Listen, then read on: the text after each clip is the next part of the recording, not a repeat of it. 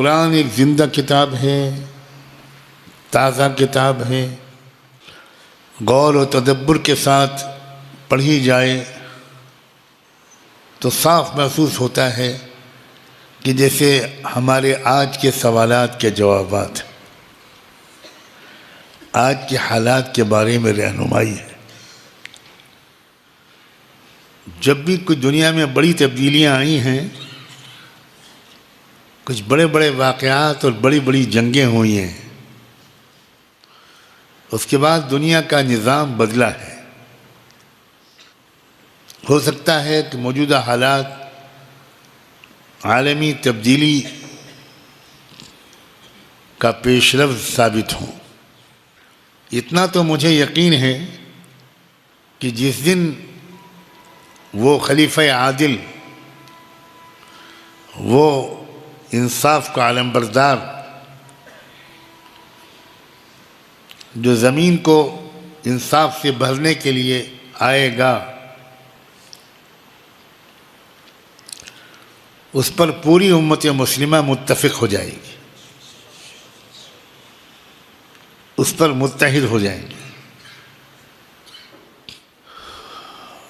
اس خلیفہ عادل کے آنے سے پہلے ظلم کا بڑھنا ضروری ہے۔ اتنا بڑھے گا ظلم، اتنا بڑھنا ضروری ہے کہ پوری زمین ظلم سے بھر جائے گی۔ یہ معمولی لفظ نہیں ہے جو حضرت صلی اللہ علیہ وآلہ وسلم کی زبان سے نکلا۔ تو جیسے جیسے ظلم زمین پر بڑھ رہا ہے، ویسے ویسے اس خلیفہ عادل کی آمد کے وقت قریب آ رہا ہے۔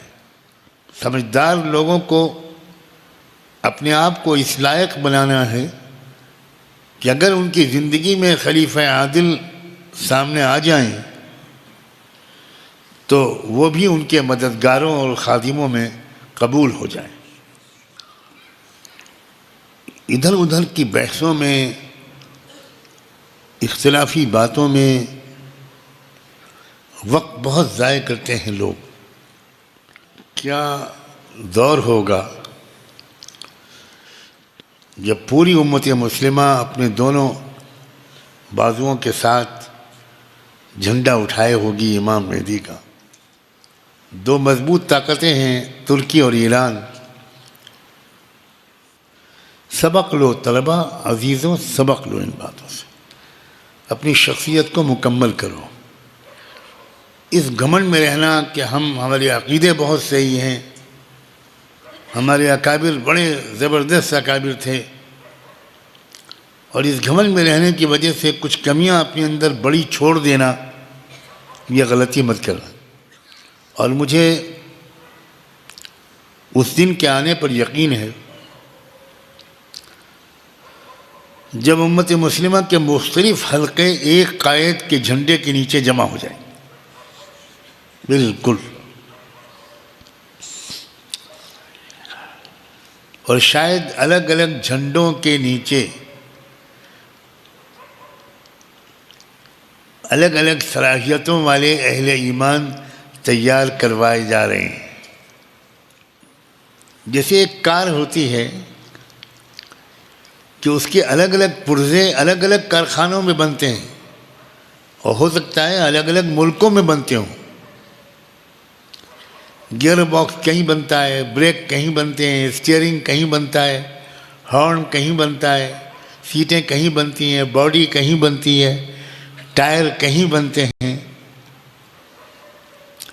اس کے بعد ایک کمپنی اس کو خرید لیتی ہے، اور وہ ان سارے الگ الگ پرزوں کو اسمبل کر کے ایک کار بنا دیتی ہے۔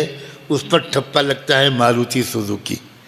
حالانکہ گیئر باکس ماروتی نے نہیں بنایا، بریک ماروتی نے نہیں بنایا، لیکن مختلف پرزوں کو جوڑنے والی کمپنی کا ٹھپا لگ گیا۔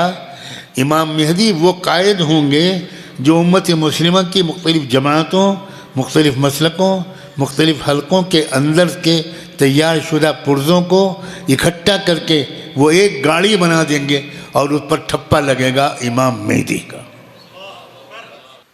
اس لیے یہ احساس کہ ہمارا حلقہ حق پر ہے، باقی سب جہنمی ہے، یہ قابل اصلاح ہے۔ ہاں، کچھ ضروریات دین ہیں، کچھ امہات العقائد ہیں، ان کے سلسلے میں ہمیں کوئی بھی ابہام نہیں ہونا چاہیے۔ اگر کوئی کہتا ہے کہ یہ ہمارا عقیدہ نہیں ہے، جو آپ ہماری طرف منسوب کر رہے ہیں، یہ ہوگا کسی زمانے میں کسی کا عقیدہ، ہمارا عقیدہ یہ نہیں ہے، تو ہمیں اطمینان کر لینے کے بعد اس کی بات کو مان لینا چاہیے، کیونکہ اسلام یہ سکھاتا ہے کہ آپ حکم دیں گے ظاہر پر، اس کے دل کے اندر کیا ہے یہ اللہ پہ چھوڑیے، یہ آپ کا کام نہیں ہے۔ اگر کوئی یہ کہتا ہے کہ ہمارے عقیدے یہ نہیں ہیں، تو ہم یہ کہتے ہیں ہم مانتے ہیں کہ آپ کے یہ عقیدے نہیں ہیں، اور دعا کرتے ہیں کہ خدا کرے کسی کے نہ ہوں۔ ایک بہت پرسرات جیسا راستہ ہے یہ، عقیدوں کے سلسلے میں کوئی تساہل بھی نہیں برتنا، اور امت مسلمہ کی وحدت کے سلسلے میں بہت چوکنا رہنا ہے کہ ہمارے کسی جملے سے، کسی لفظ سے، کسی موقف سے امت مسلمہ کی وحدت تقسیم نہ ہو۔ دوسری بات یہ ہے کہ آپ فلاں فرقے کو کہیں گے تو فلاں فرقہ کہے گا قبلہ ذرا اپنے حکام کو دیکھیے، خادم الحرمین الشریفین کا ملاحظہ فرمائیے، بنو تمیم کے لوگوں کو دیکھیے، ابن زائد کے لوگوں کو دیکھیے، ان کا کیریکٹر کیا ہے، ان کی تاریخ کیا ہے، ان کی یہودیوں کے ساتھ مصالحت کی کیا داستانیں ہیں۔ اس لیے ایسے موضوعات مت چھیڑیے، دعائیں کیجئے، تدبر کیجئے، انتظار کیجئے۔ ابھی درمیان میں بہت صبر آزما حالات پیش آئیں گے، لیکن میں خوشخبری سناتا ہوں، آخری فتح حق کی ہونی ہے انشاءاللہ، یقینی طور پر آخری فتح حق کی ہونی ہے۔ الحمدللہ جس زمانے میں شام میں تبدیلی آئی تھی، اس وقت بھی میں نے بہت کچھ کہا تھا، جب اسماعیل ہنیہ شہید ہوئے تھے تب بھی میں نے بہت کچھ کہا تھا۔ اللہ تبارک و تعالیٰ کے حوالے کرتے ہیں ہم سب جانے والوں کو، اللہ حسنات کو قبول فرما، سیئات سے درگزر فرما، اور قوموں کو یکجا فرما، امت محمدیہ کو یکجا فرما۔ آؤ آج خاص طور پر امت کی وحدت کی دعا مانگیں۔ سبحان اللہ وبحمدہ، سبحانک اللہم وبحمدک، نشہد ان لا الہ الا انت، نستغفرک ونتوب الیک۔ اللہم الف بین قلوبنا واصلح ذات بیننا، اللہم الف بین قلوبنا، اللہم الف بین قلوبنا واصلح ذات بیننا، اللہم اجمع کلمة المسلمین، اللہم اجمع کلمة المسلمین، اللہم ایدہم بالامام العادل، اللہم ایدہم بالامام العادل، بالخلیفة العادل المہدی، اللہم اید الاسلام والمسلمین، اللہم انصر الاسلام والمسلمین۔ اے اللہ ان حالات حاضرہ کو خیر کا سبب بنا دے، خیر کا سبب بنا دے، خیر کا سبب بنا دے۔ ایمان کا کوئی ذرہ لے کر اے اللہ جو بھی آپ کے پاس پہنچ رہا ہے اے اللہ اس کی بھرپور مغفرت فرما، اعلیٰ علیین میں جگہ نصیب فرما۔ اے اللہ مسلمانوں کی طاقت اور صلاحیت کو منتشر ہونے سے بچا لیجئے، منتشر ہونے سے بچا لیجئے، منتشر ہونے سے بچا لیجئے۔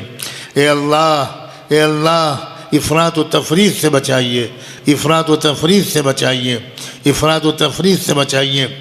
جیسے اسلام کے دشمن ہو گئے ہیں اسی طرح اے اللہ امت مسلمہ کو متحد کر دیجئے، امت مسلمہ کو متحد کر دیجئے، حق پر جمع کر دیجئے، عدل پر جمع کر دیجئے، جہاد پر جمع کر دیجئے، دعوت پر جمع کر دیجئے، کلمہ توحید پر جمع کر دیجئے، ایمان بالرسالت پر جمع کر دیجئے، ایمان بالقرآن پر جمع کر دیجئے، اور جو غلطیاں کسی صدی میں کبھی بھی کسی فرقے سے ہوئیں، اب ان کا ہم کو وارث نہ بنا، اب ان کا ہم کو وارث نہ بنا، ان غلطیوں کا حامل نہ بنا، ان غلطیوں کا ناقل نہ بنا۔